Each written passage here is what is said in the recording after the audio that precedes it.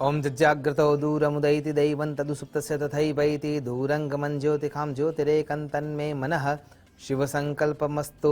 नमो नमः। તમારા બધાનું સ્વાગત કરું છું આધ્યાત્મિક મહાશક્તિમાં। આજે નારદ જયંતિ। નારદ શબ્દનો અર્થ જો વિચાર કરવામાં આવે તો આપણને સીધો અર્થ મળે છે નર એટલે કે પુરુષ।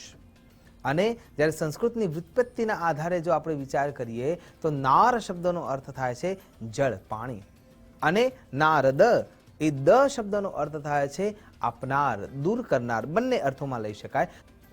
તો જો એ રીતે વિચારવામાં આવે તો નારદ શબ્દનો જે અર્થ છે એ સ્પષ્ટ રૂપે સમજી શકાય છે કે જે પાણી દ્વારા ઉત્પન્ન થયું છે। હવે પાણી દ્વારા ઉત્પન્ન થનાર એટલે કે બ્રહ્માજીના માનસમાં જે પાણી છે, જે તત્વ છે, એ તત્વના વિચારોથી જે ઉત્પન્ન થયું છે, એટલા માટે નારદજીને માનસ પુત્ર તરીકે ઓળખવામાં આવે છે, એટલે કે નારદ। નારદ જયંતિના દિવસે નારદની વ્યાખ્યા ખૂબ વિચાર માગી લે એમ છે। અને નારદજીએ જ્યારે જન્મથી જ ભગવાન વિષ્ણુનારાયણની જે પ્રીતિ પ્રાપ્ત કરી અને એમને એક નામ અર્પણ કર્યું નારાયણ। અને નારાયણનો અર્થ જો વિચાર કરવામાં આવે તો પણ એ ખૂબ સ્પષ્ટ રૂપે જોવા મળે છે કે પાણીના અંદર જે શાશ્વત રૂપે વ્યાપ્ત છે એ પરમ ચેતસ તત્વ। અને એટલા માટે ભગવાનનું જે નારાયણ નામ છે એ નારદજી ખૂબ જ પ્રેમથી વર્ણિત કરે છે, રટિત કરે છે, એના અંદર રાચિત રહે છે। અને એ નામ જ ખરા અર્થમાં તારક નામ છે। અને એટલા માટે નારદજી એ નામનું સદૈવ રટન કરે છે। પણ આપણે જે ફિલ્મોમાં એમનો રોલ જોઈએ છીએ અથવા અન્ય જગ્યાઓ પર એમને ઓળખ રૂપે વિચાર કરીએ છીએ, એ હાસ્યનું પાત્ર ક્યાંય નથી। નારદજી એટલે પ્રબલ બુદ્ધિના પ્રવર્તક, સૌથી પહેલા પત્રકાર। પણ એ પત્રકારત્વનું જો શરૂઆતનો વિચાર કરીએ તો એ પદ પણ એમને કેવી રીતે પ્રાપ્ત કર્યું છે કે પોતાની તપશ્ચર્યાના આધારે જ્યારે એ 14 બ્રહ્માંડમાં પરિભ્રમણ કરવાની શક્તિ પ્રાપ્ત કરે છે અને લોકોના દુઃખને જોઈને એ સત્યતાને પહોંચવા માટે સત્યના અધ્યક્ષ એવા નારાયણને એ ગાથા સંભળાવે છે અને એવું સ્પષ્ટ રૂપે એનું નિરાકરણ શોધીને લાવે છે અને બીજાના દુઃખને એ દૂર કરવા માટે સતત પ્રયત્નશીલ રહે છે। એ રીતે જ્યારે એ પત્રકારત્વતા નિભાવે છે, સંદેશવાહકનું પોતાનું સ્વરૂપ નિભાવે છે, એટલા માટે નારદજીને પહેલા પત્રકાર કહેવામાં આવ્યા છે। પણ શું એકમાત્ર આ જ ગુણ છે નારદમાં? ના, નારદજી તો પ્રખર સંગીતકાર પણ છે। કેમ કે જ્યારે આપણે એમનું સ્વરૂપ જોઈએ છીએ ત્યારે એક હાથમાં કરતાલ છે ને બીજા હાથમાં વીણા છે। તો એ શું સમજાવે છે? પત્રકારત્વ કરતા કરતા જ્યારે સંદેશા વ્યવહાર કરતા કરતા ચારેય બાજુ એ દુઃખને જોવે છે અને એ જે દુઃખ જોવે છે એ દુઃખ એના માનસ પર અસર કરે છે અને એમાંથી બચવા માટે સતત નારાયણનું સ્મરણ કરે છે ને એ સંગીતમાં વ્યાપ્ત રહે છે। અને ત્યારે એવું સ્પષ્ટ રૂપે સમજાય છે કે જ્યારે અન્યના દુઃખને જોઈને તમારું મન દ્રવિત થતું હોય છે અને એ વખતે જે લાગણીઓ રૂપે શબ્દ નીકળતા હોય છે એ સત્યને ઉજાગર કરનારા છે। ને એટલા માટે નારદજીને પ્રખર સંગીતકાર કહેવામાં આવે છે। સંગીત શાસ્ત્રના રચનામાં એમનું સુયોગ્ય યોગદાન છે મળે છે। એનાથી આગળ જો વિચાર કરીએ તો એમને દેવર્ષિ પદ પ્રાપ્ત છે। દેવોના એ ગુરુ સમાન છે અને એ પદ એમને પોતાની તપશ્ચર્યાથી જ પ્રાપ્ત કર્યું છે। તપ તપીને સંગીત હોય, વિદ્યા હોય, મંત્ર હોય, યંત્ર હોય, જ્યોતિષ હોય, શાસ્ત્ર હોય, આ બધાનો અભ્યાસ કર્યા પછી એ પદ એમને પ્રાપ્ત કર્યું છે। અને એનાથી આગળ જ્યારે વિચાર કરીએ છીએ તો એક સુયોગ સંધિકારક પણ સિદ્ધ થયા છે। કેમ સંધિકારક સિદ્ધ થયા છે? સમુદ્ર મંથનની ઘટનાને યાદ કરીએ। જ્યારે દેવો અને દાનવોએ એકબીજાના વિરોધ પક્ષમાં ઊભા રહીને એવી ઘટના સ્થિત કરી કે સમુદ્ર અમારે મથવો નથી, અમે પ્રબળ છીએ, અમારે જ્યારે રત્નો જોઈતા હશે તો અમે એને મેળવી લઈશું। ત્યારે એમને સમજાવવા માટે થઈને નારદજીએ ખૂબ મોટું યોગદાન આપ્યું છે અને છેલ્લે ભગવાન સાંબ સદાશિવે હુકમ કર્યો અને ત્યારે બધા એગ્રી થઈ ગયા। પણ કહેવાનો અર્થ એમ છે કે નારદજીએ બંને વચ્ચે સંધિકાળ માટેના શ્રેષ્ઠ પ્રવર્તક વ્યક્તિ તરીકે પોતાનું યોગદાન આપી ચૂક્યા છે અને જ્યાં જ્યાં જરૂર પડી છે ત્યાં ત્યાં ઈશ્વરે નારદજીને જ આગળ કર્યા છે સંધિ માટે।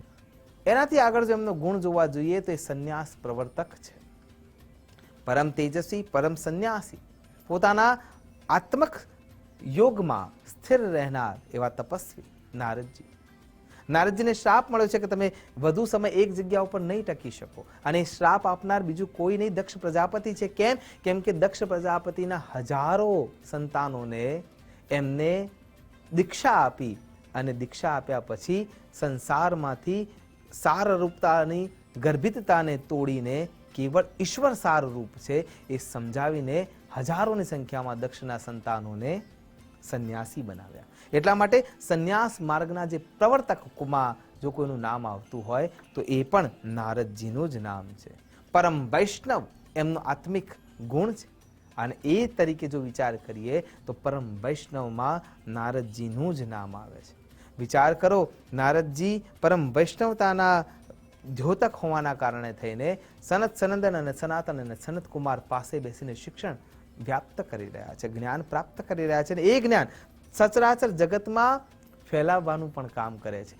નારાયણના નામનું સ્મરણ કરતા કરતા દરેક જગ્યાએ નારાયણનું નામ ગુંજતું રહે એ માટેનું કાર્ય કોઈ કરતું હોય, આચરણ સાથે જે જ્ઞાન આપતું હોય તો એ નારદજી છે. એનાથી આગળ જો વિચાર કરવા જઈએ તો સંસ્કારના પણ પ્રવર્તક નારદજી છે. પુરાવા વિના વિચારવું ના જોઈએ, માનવું ના જોઈએ. હિરણ્યકશ્યપુની પત્ની કયાધુ જ્યારે ગર્ભવતી હતા ત્યારે નારદજી એ કયાધુને બોધ આપે છે, અને ગર્ભમાં રહેલું જે બાળક છે એને સુસંસ્કારિત કરીને જન્મ અપાવે છે.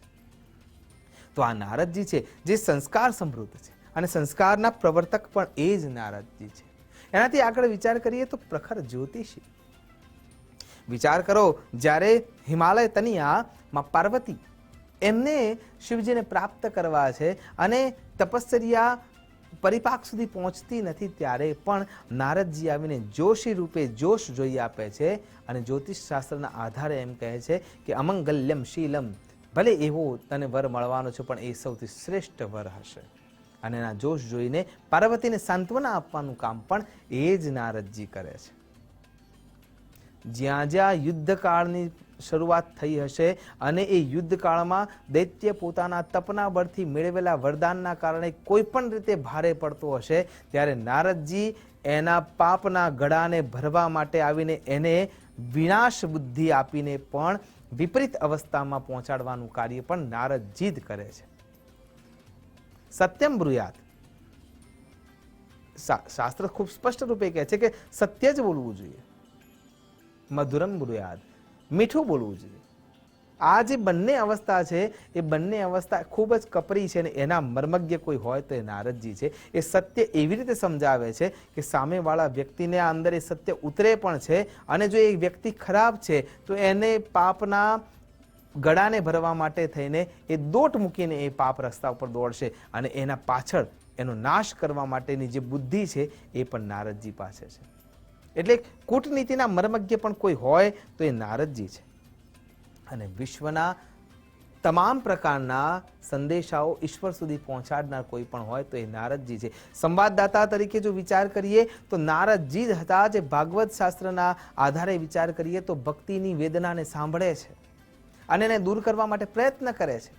જ્ઞાન અને વૈરાગ્ય જે વૃદ્ધ થયા છે એને યુવાન કરવા માટે થઈને નારદજી સૌથી પહેલા પ્રયત્ન કરે છે. છેવટે એમના પોતાના પ્રયત્નો પૂરા નથી પડતા ત્યારે એ પાછા ભગવાનના ચરણોમાં જાય છે અને વિનંતી કરે છે કે ભક્તિ તરુણી છે પણ એના સંતાનો વૃદ્ધ છે. જ્ઞાન અને વૈરાગ્ય એટલે કે જ્ઞાન અને વૈરાગ્યની ધારાને જે નિર્ગુણ ધારા છે એને પ્રશસ્ત કરનારા કોઈ વ્યક્તિ હોય કે દેવ હોય કે ઋષિ હોય કે દેવર્ષિ હોય તો એ પણ નારદજી છે. એટલે ફરી એકવાર ટકોર કરું છું કે જે વ્યક્તિના નામથી પુરાણ છે એ વ્યક્તિ, એ દેવર્ષિ, એનું તપ આપણે આંકી શકીએ એમ છીએ નહીં. પણ લોકસભાની વાતોમાં જ્યારે આપણે એના નામનો દુરુપયોગ કરીએ છીએ કે આ તો નારદ જેવા કાર્યો કરે છે કે અન્યને ઝઘડાવવાનું કામ કરે છે, એના પાછળના આશયો આપણે જોતા નથી કે ઈશ્વરની પ્રેરણા થકી જ પેલાના પાપનો ગળો ભરવાય અને તો જ એ નાશ થાય, એ હેતુથી નારદજી એના અંદર ઝઘડો કે ફૂટ પડાવવાનું કામ કરે છે. આવું ઈશ્વરની ઈચ્છા જે પૂરી પાડી શકે અને પોતાની જાત ઉપર એનું કલંક લેવા માટે તૈયાર હોય એ પૂજનીય હોય છે, ન કે નિંદનીય. એટલા માટે એ જ અભ્યર્થના સાથે નમસ્કાર. અસ્તુ સદા શિવોહમ. નમો નમઃ.